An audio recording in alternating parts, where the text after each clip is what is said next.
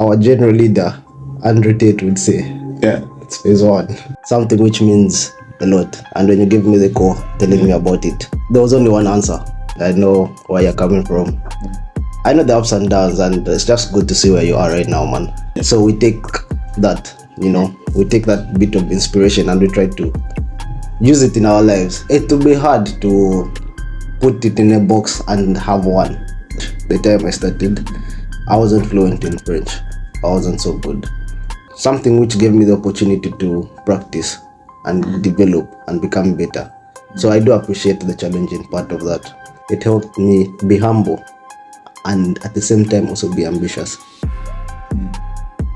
Because we came across people who really done something for themselves in life. Showed us that it's possible. He was a manager. He was like a boss.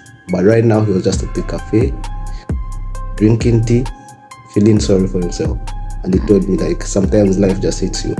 You need to take some time to appreciate where we are at. Welcome back to the channel. This is CM and welcome to CM Reinvented. I'm doing this special episode with somebody very special. There's a lot of things we're going to discuss.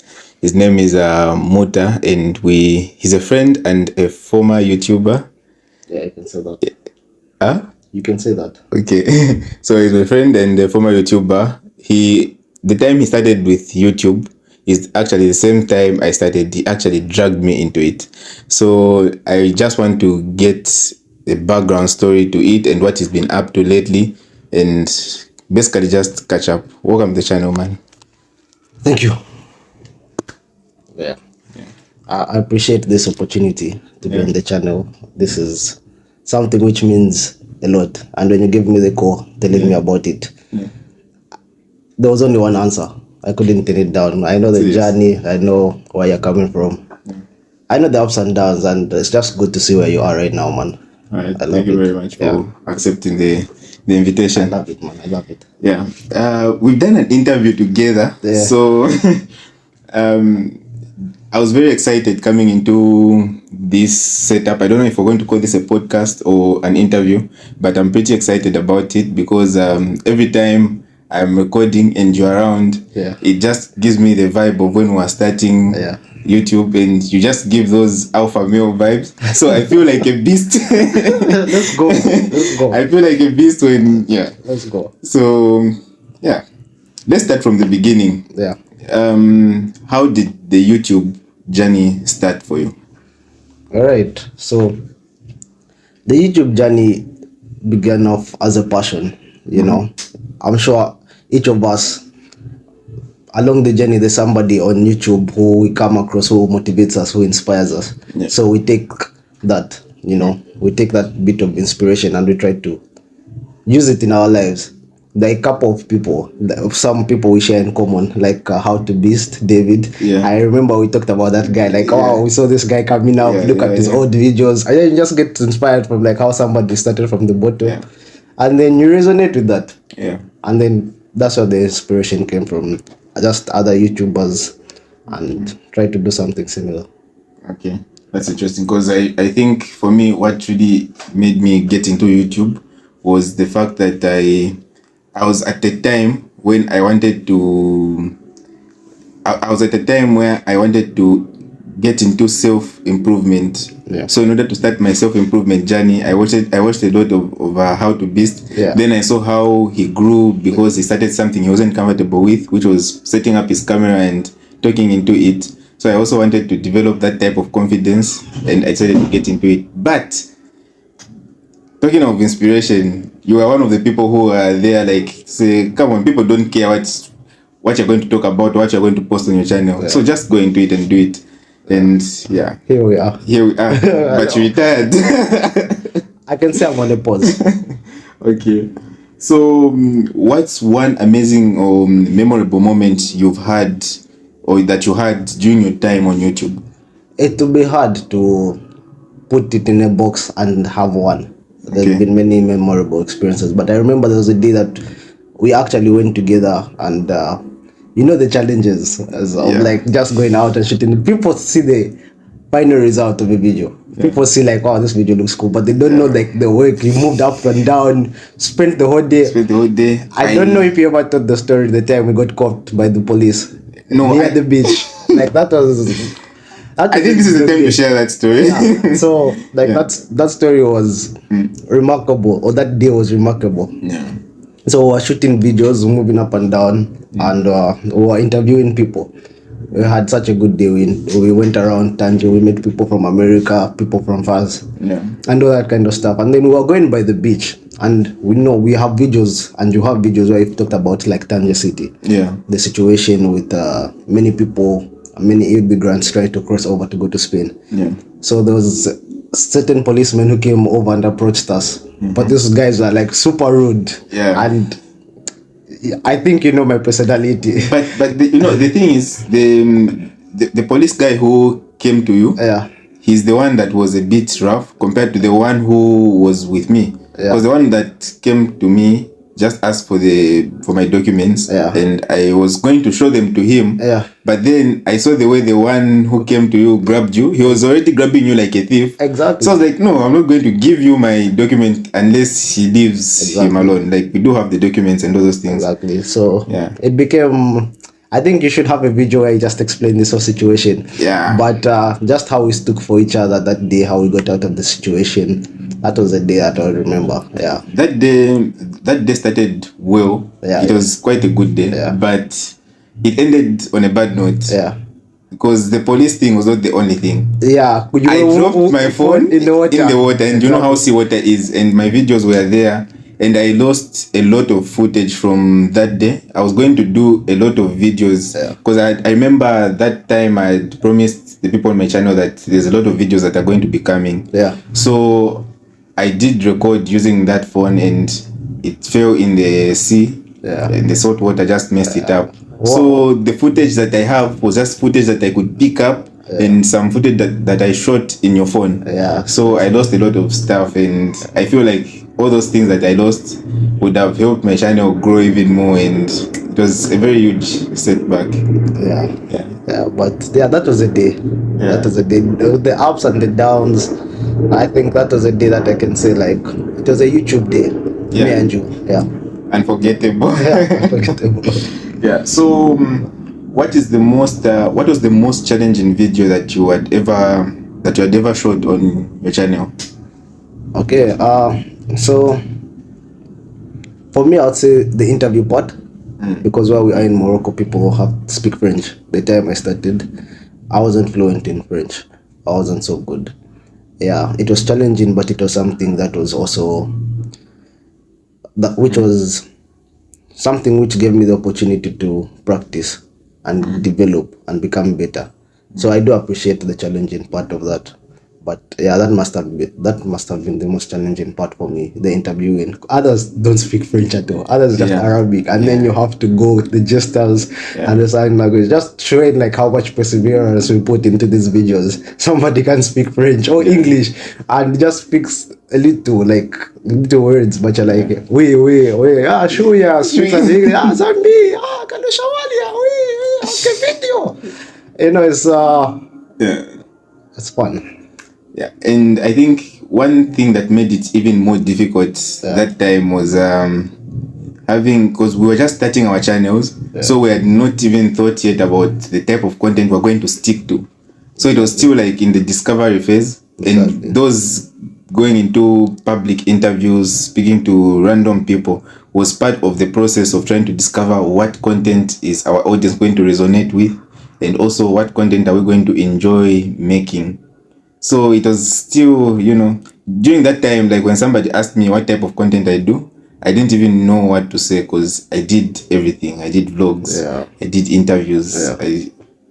I don't know. I think that's one part about starting out. You never really know exactly what you're gonna do until you do it.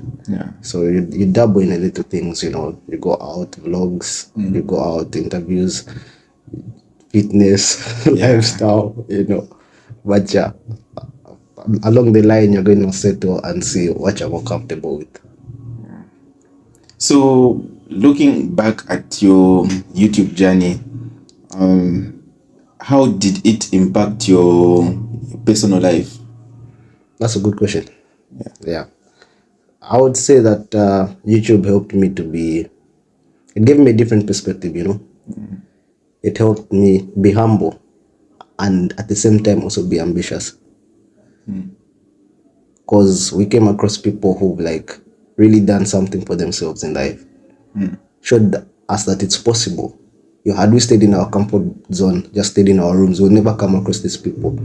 People who like spared time of their day to speak to us, tell us, all right, I was here. I remember we met some people from, is it the Reunion Islands? Once we were doing an interview. I remember you met, I don't know, I don't think I was there, but I did see the video on your channel. But there's one we did where you had a very good conversation with a tourist from France. From Germany. Well, there were men you met from Germany. Yeah. But I remember the time we were together, we met a man from France. A man from France as well. The same day we met the guys from America. From America, and you had quite a long conversation. I don't know what you guys were talking about with your bad French. But figured the way to talk about something. Yeah, so it did give an opportunity to meet different people from different works of life who had experiences and shared what they've done. So in as much as it was creating content, it was also a learning curve. And also in that case, on the part of seeing people who've done something for themselves. There's also the part of like people who haven't. That's the part where I said taught me to be humble, just have some gratitude like where you're at right now. Because we've come across like people who they don't have much or actually struggling. Sometimes you come across a person, ask for an interview, and you see they're having a really bad day. I remember one time I interviewed a man who told me how he lost everything in the time of Corona. He showed me pictures. He was a manager. He was like a boss. But right now he was just at the cafe, drinking tea, feeling sorry for himself. And he told me like sometimes life just hits you. So sometimes you just have to be grateful of the situation you're in, in as much as we're trying to be ambitious and trying to get the most for ourselves, we need to take some time to appreciate where we are at. It could be worse. So it has impacted me in that way. Okay. Man. Yeah. That story is I think if you had posted it, I don't think you really uploaded it. Yeah, I did it. I did see, I saw a shot where you just posted on your YouTube shorts. Yeah. And I was interested in, I was waiting for the video to come up, but the video never came, unfortunately. So we've had challenges. I apologize if there are certain viewers on CMK's channel who are viewers of my channel. I'm sure CMK will ask some questions as we go on with this interview, but that's on my part. So away from YouTube, bro, how has life been in general? It's been a while since we've sat to talk about anything. We've hardly talked about anything. Since that time. So how has life been in general? Like, what have you been up to? School, things? Life has been okay. Okay. Life has ups and downs. It's not a plateau. So, but in general, life has been good, man. We thank God. I give thanks to God, man. I've been safe. Nothing too bad has happened to me. I've just been keeping stable. I've been working actually on another side of business. Okay. I'm a YouTuber, but right now I've been trying to focus more on like being financially equipped.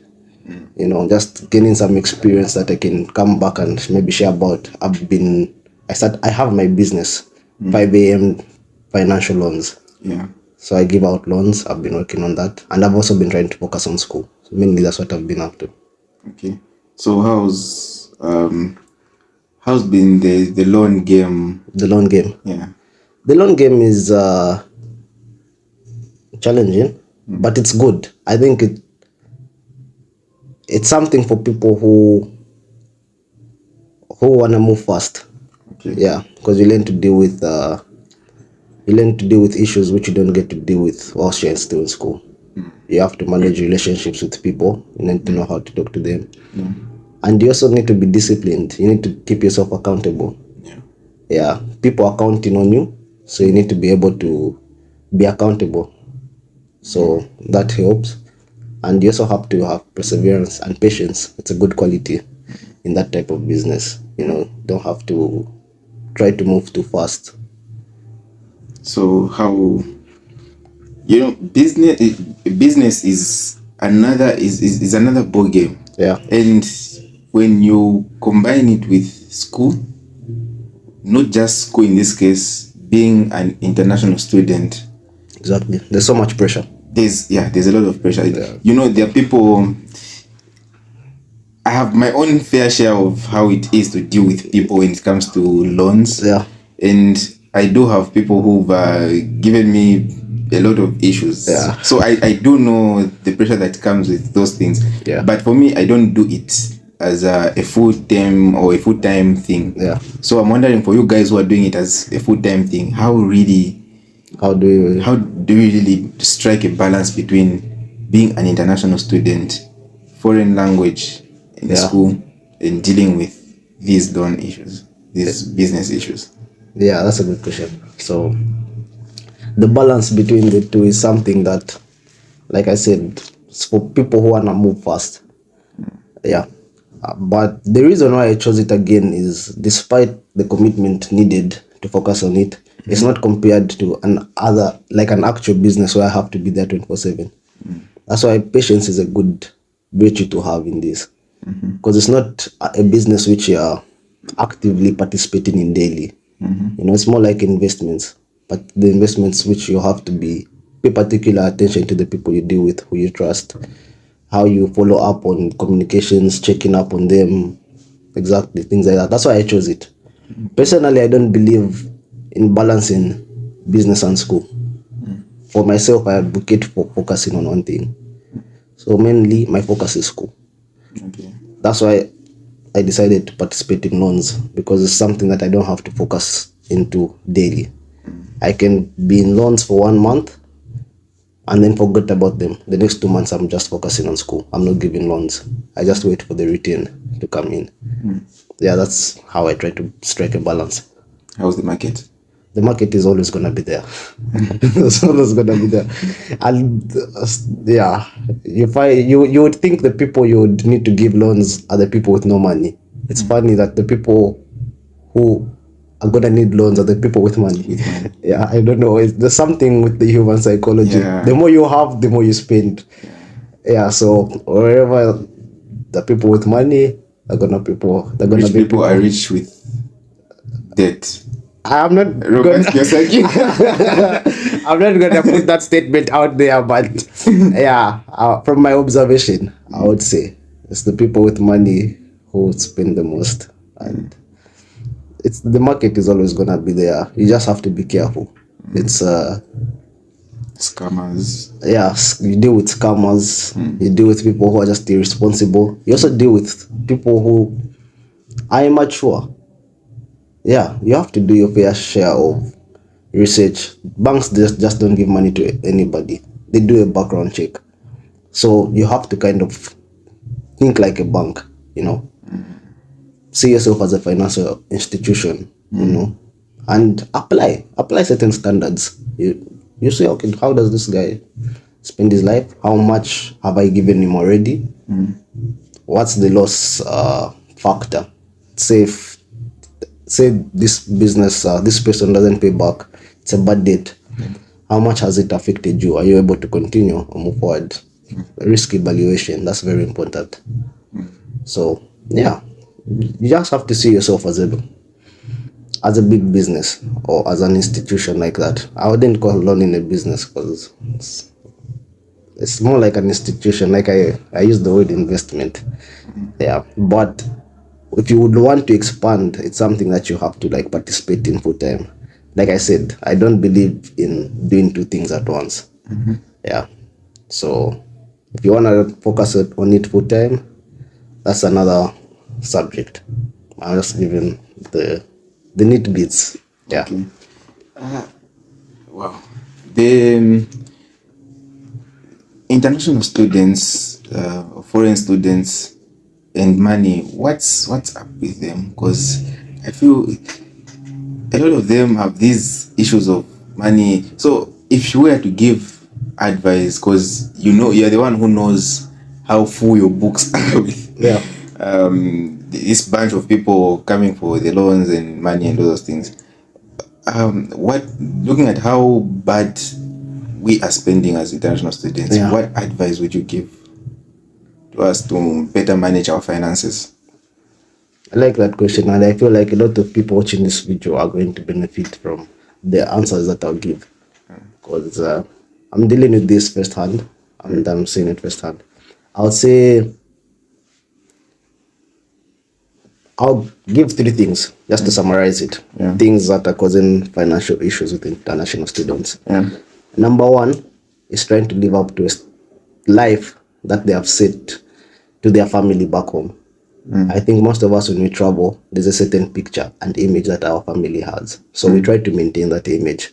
I feel like that's the first issue. Our standard of living immediately goes up to a certain standard. And we try to maintain it. So there are a lot of unnecessary things that we don't need, and we decide to buy or purchase. The second factor is I'll say just being naive to how difficult business is. Another issue is I've seen people buy the idea that business is easy. So many people go in and start investing in things that they don't have knowledge in, that they haven't really done research in. And then we have a lot of people with failed businesses, people getting scammed, people just spending money because they don't know enough. That's the second point. They are naive of how difficult it is, the game. Business is a cutthroat game. You have to be on your A game. People don't understand that, and they think they can balance. The third part is just, I would say, we're still children. And experimenting. We're still children experimenting, and most of the time, like, getting hold of cash is our first time. So the management, we don't have it, and it's not something that is talked about often, like money management. I try to help people with money management, but it feels like people feel like they're being babysitted when you try to help them with financial advice. But financial advice is a real thing. That's something that they do in the Western world, that parents sit down and talk to their children. We don't really have that in our culture. We don't know how to manage money, plain and simple. I'll say that as a reason. Sometimes it's not about maintaining an image. Sometimes you're not doing a business. Sometimes you just don't do budgeting at all. The people who receive their money and they've never for once written down that I'll go and get this, and I'll be left about this. They get their money, they go to the store, they buy, they look at their balance, and like, oh, this is what I have. They don't realize they haven't yet paid rent. They don't realize that next month I'm going to travel for exams, I'm going to have stage, I'm going to have concours. Like, that's not in their plan. Like, it's innocent, it's ignorance as a part. It's not something they've done at fault. It's just, they don't have the money experience, dealing with money. And financial talk is something they haven't really been exposed to. So I think I'll give those 3 reasons as why international students have challenges with money. So, what's your end game when it comes to this loan business? Is it something you're doing short term to expand your finances, and then later on you want to get into a specific type of business, or is it a long term plan? Okay, that's a lovely question. I don't know if it's getting too personal, but it kind of is. Now you want to go into the blueprint. I can just say that it's the first phase. Okay. Yeah, it's the first phase. Like our general leader, Andrew Tate, would say. Yeah. It's phase 1.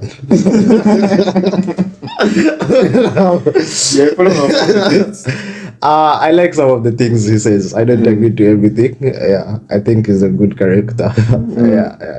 He's a good character. That was just Yeah, a good joke I would put it. Yeah, it's a first phase. I don't see myself being in the long business full time because it's not active investing. It's more like saving. You're putting money away, and then it accumulates with some time. But if you want to focus in business, you have to get into something which you're gonna be in and put your all in. That's the best way to properly climb up like your business, or properly exponentially increase your money. That's the best way. Learning business is too slow, yeah, for it to be a long-term goal. Right now it's just something to get me started, and the main goal is what this is for. Yeah. If you were to collaborate with anybody, I know I started this interview as wanting to catch up from where you've been since the time you started with YouTube, but I've realized that I've digressed. Like, Yeah, we started talking about with the mouth. Yeah, like I have. If you were to collaborate with somebody with regards to business or YouTube, is there somebody you have in mind? I'm going to go to the second part, business. Yeah, I'd like to shout out to Christopher Kadupitika. I hope I haven't botched his name, but yeah, he's somebody in my community in Zasam who I took 1 or 2 pointers from on how he conducted his business. Yeah, he was a genuine businessman, I would say, in layman's language. If there was someone I'd like to collaborate with, it's him. Yeah, in my vicinity, in business. YouTube, I'm not currently in the game. Yeah, but I would shout out to the boy I follow on my IG, Luko Kesha. Yeah, he makes cool videography. Yeah, I follow his stuff. I like this stuff. It's good. Okay. So let me ask you the question. Since you are currently in the YouTube game, and is there someone in the Zasam community, apart from yourself, of course, who's making good moves? Yeah. So by the way, the Zasam is a community of Zambian students in Morocco. Yeah. So since the time you've left, there's been a lot of people who have come up as content creators. Yeah. There's amateurs, but you know, I'm the goat. Yeah, they are, guiding the line. Yeah, but there's a lot of guys who have come up, and there's a lot of people who are doing great. Yeah. I don't know. Collaboration, I feel like I'm capable of collaborating with anybody in the community, to do a collab with. Yeah, I'm capable. So it's not like I'm wishing to do it with any YouTuber there, but there are certain YouTubers, because my main, like the main reason why I do YouTube is because I feel like Zambian YouTubers or content creators are not pushed out there. We don't push ourselves or each other out there. So for me, it's about telling the Zambian student story, and also giving showing people out there what Zambia has to offer. What Zambia has to offer. Yeah, so it's different when you search for Zambian YouTubers and you compare to South African YouTubers. We are a mile away. Like, there's a huge gap. Yeah, those guys are doing great stuff, and for us, we are more like of copying what they're doing. Like, oh, this person did pop the balloon, I'll do pop the balloon. I've seen some Zambian YouTubers do that. Or this guy is doing what else is a common thing? Things boys do, like girls. So when I started my YouTube channel, I started with that as well, trying to get into that thing. That was when we started with that video. Like, there's a video we did together for the first time with days, where you had to pick something. Like, and you ask a question. Oh, should you like? Like random questions. Yeah. That was a good video. Yeah. So I noticed that a lot of people are doing those things. When are we going to have something that is going to be different, but still unique and genuine? Yeah. So I decided to do that. Is why like my channel is as it is. Instead of excuse me. yeah. instead of focusing on only one thing I should do, like in terms of my YouTube channel, I resorted to just do something that is going to tell the Zambia story, like something genuine. My day-to-day life as an international student in Morocco. Yeah. I have a vlogs playlist on this channel. Yeah. Interviews with international students like yourself, who are doing amazing stuff. Yeah. I have those stories on this channel. Yeah. I talk of YouTubers, content creators. I have the stories on this channel. So yeah, so for me it has been basically just telling the Zambian story, putting Zambians out there. I love what girls like there's a Zambian girl in Algeria, Pretty Kombe, doing amazing stuff. Those are the YouTubers I would love to work with, because like they're telling the Zambian story out there, and I feel like being here and doing YouTube is an advantage because I get to push out the videos to audiences away from Zambian audiences. So even if my channel is not growing as much, but if I show you the statistics of my channel, Zambia is not part of the countries that are watching my videos. I feel it's going to be effective. It is going to be better because now people get to see, okay, what more are Zambians doing, and that is why I post all these things on my channel. So sometimes it may seem as if my channel is organized, but if you look at it, they are very organized videos, very well planned. I have videos like vlogs, how I live my day-to-day life in Morocco.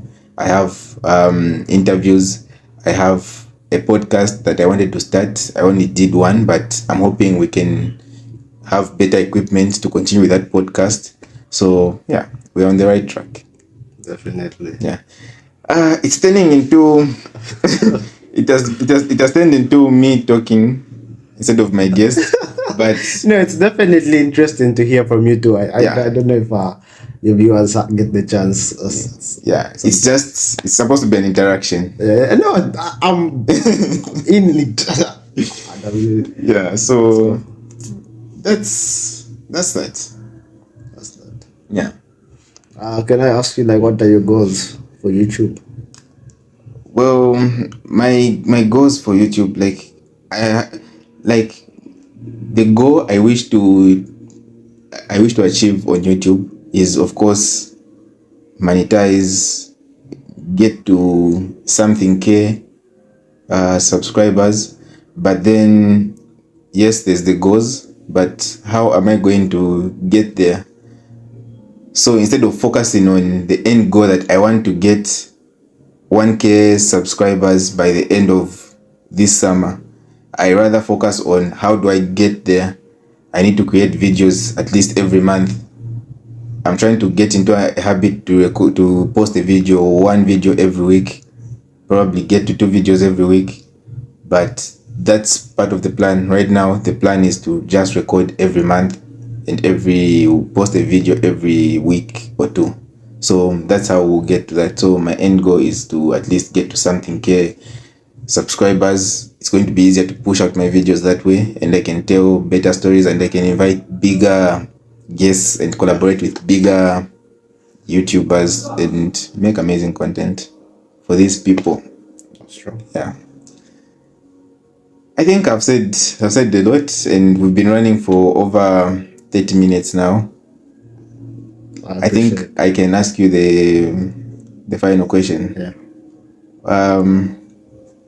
What should we expect from you? 5 a.m. drive or Mutaileno? From Mutaileno, I know it's going to say school. Get back that degree. So I want to hear from 5 a.m. drive as the brand. Yeah. Right. Thanks for this platform to talk about 5 a.m. drive. I really appreciate that.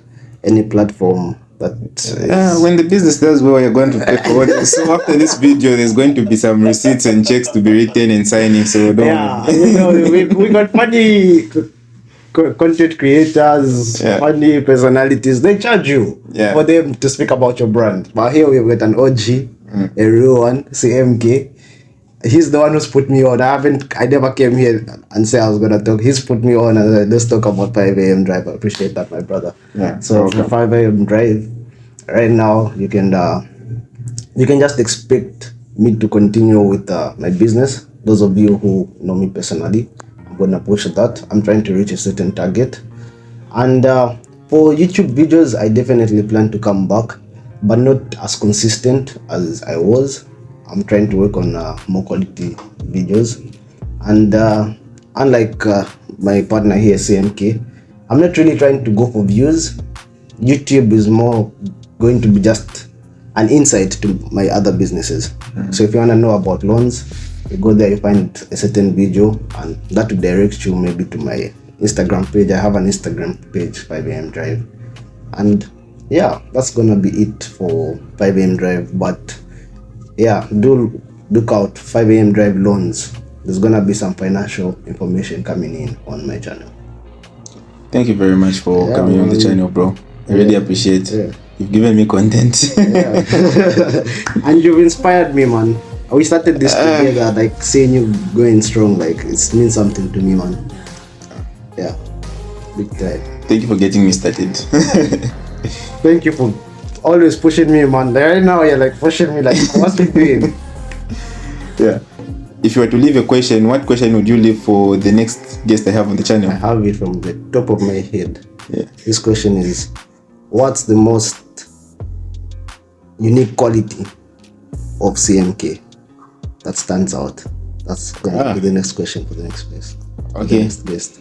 It's been a pleasure having you on the channel, bro. It's been a minute since we've done something together. Yeah, it has. Yeah, so I just wanted us to catch up, find out where you are now, where you're going, and yeah, all the fun stuff. All the best, man. Yeah, thank you very much. Yeah, the journey has just begun. Like, we watched people to start who inspired us. I think maybe there's 1 or 2 people who may be inspired by us. Yeah. Okay, thank you very much for watching the video till the end. I really appreciate the support you guys have been giving to the channel, and keep sharing the videos, subscribing, and commenting in the comment section down below. It helps the videos be pushed out even more and more people to see.